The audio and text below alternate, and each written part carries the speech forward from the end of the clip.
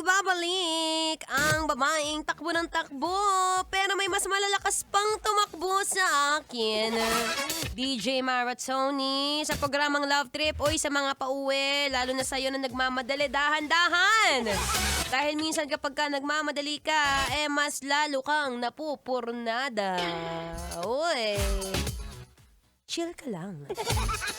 Anyway, again, maraming salamat sa mga nakakinig kanina ng ating interview. Live na live. Kasama natin ang mga pinakabagong national holders pagdating sa larangan ng pagtakbo, which is the marathon. Diba? Tuwang-tuwa tayo dahil nakasama natin kanina si Sonny Wagdos, si Art Joy Torregosa at si Richard Salanio.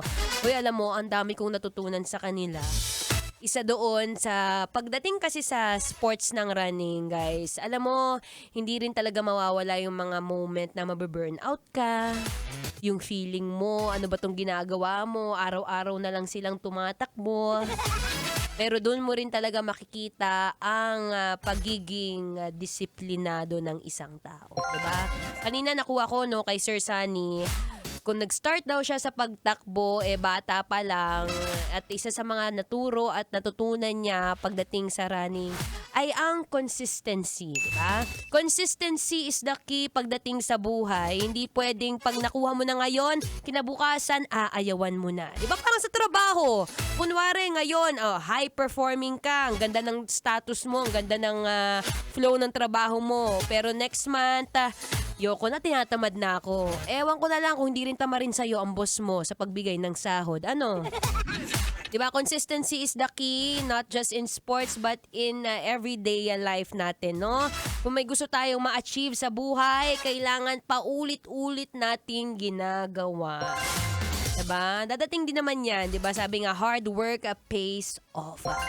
Doon naman kay Miss Art Joy, isa na naman sa mga natutunan ko sa kanya, kung may nagbabalak po sa inyo na tumakbo rin na kagaya nila, respect the distance. No? Sa mga hindi nakakaalam, ang 42K po ay hindi po biro.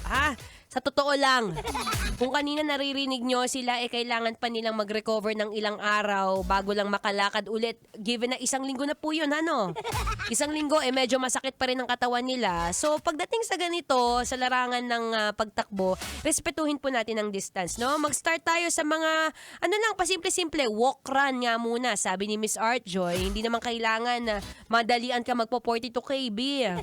Diba? Sa mga gusto sumali sa fun run, pwede yan, kahit 3K, walang problema. Walk run, ang mahalaga, nagsimula ka.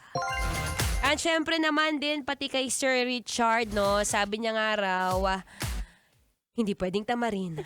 Diba? Sa mga araw na tinatamad ka, sa mga araw na feeling mo paulit-ulit na lang ang ginagawa mo, sa mga araw na feeling unmotivated ka, tandaan mo lahat ng paghihirap mo ay may kapalit. May kapalit na, bukod sa pera, syempre, ginhawa. Diba? Ganun lang talaga ang buhay. Minsan may mga araw na, Diyos ko, ulit-ulit na lang, nakakatamad na. Pero lagi mong tandaan, lahat ng pinaghihirapan mo ngayon, may magandang bunga yan. Lalo na pag mga legal ang ginagawa mo, huwag ka dun sa illegal kasi for sure may bunga rin yan. Diba? Again, maraming salamat sa mga artists at sa guests natin for today. Kung gusto niyo pa po makarinig ng mga ganitong special guesting dito po sa programa ko, pwede niyo po akong mapakinggan. Everyday yan, Monday to Friday. It's 3 to 6 p.m. sa larangan ng sports, sa larangan ng kasarapan at kahabaan ng buhay. Ako po ang inyong abang lingkod. You can follow me on my social media accounts. It's Maratoni. It's M-A-R-A space T-O-N-E. Okay, again, maraming salamat. And once again, congratulations to all our new national holders. Richard Salanio, Art Joy Torregosa, and Sonny Wagdos. Mabuhay ang Pilipinas! Diba? Kaya dapat ito yung binibigyan nyo ng budget. Philippines, ano na?